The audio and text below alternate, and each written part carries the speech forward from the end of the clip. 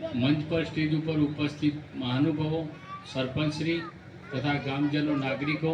તથા વાલા ભૂલકાઓ, શિક્ષકગણ, આજે શાળાની અંદર શાળા પ્રવેશો અને કન્યા કેળવણી પ્રમોત્સવની અંદર સરકારશ્રીના અભિગમ મુજબ શાળાઓ ખુલે એટલે શાળાઓની અંદર શાળા પ્રવેશ તરીકેનો કાર્યક્રમ શરૂ થઈ ગયા છે। એની અંદર આપણે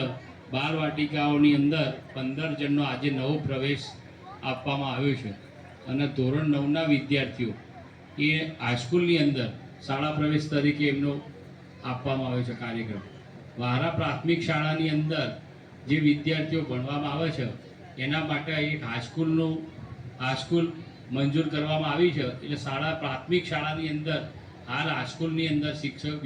વિદ્યાર્થીઓ બેસતા હોય છે એટલે 2 પાલિંગ કરે છે, એક જ પાલિંગ, રૂમ નાના છે, સગવડ છે, બરાબર સળંગ રાખ્યું। પણ હાઈસ્કૂલ મંજૂર થઈ 1 વર્ષ થઈ ગયું તો શાળા હાઈસ્કૂલનું કમ્પાઉન્ડ બિલ્ડિંગ માટે કોઈ જગ્યાની માગણી કરવામાં આવી છે?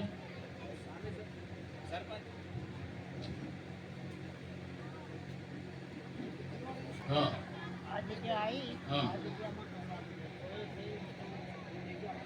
હા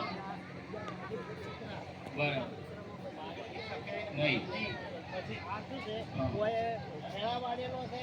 કલેક્ટરને આપ્યો છે, ડીયુને આપ્યો છે, બધું મંજૂર છે ને હવે ચાલુ મહિનાની અંદર ચાલુ થઈ જાય એવું મને સાહેબે કીધું છે। સાહેબે બધું કીધું છે, જગ્યા આવી છે એટલે આ જગ્યા ઉપર 100% સાહેબ હું 2 વર્ષથી ઉઠતો હતો, આયો સરપંચ એવો આ 3 વર્ષથી ઉઠ્યો તારા હાલ મને હપ્તા કે કાપો ઉતરીને શું કરતી અને તોય મંજૂર કરાવી સાથે પછી સાહેબ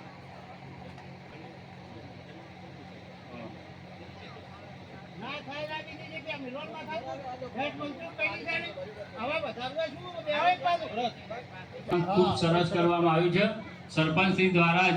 માધ્યમિક શાળાની અંદર મંજૂરી મળી અને શાળા મંજૂર કરવામાં આવેલ છે, પણ ટૂંક સમયની અંદર શાળાનું બિલ્ડિંગ બનવા માટે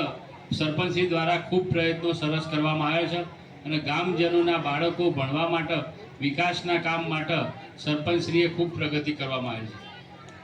અસ્તુ મારું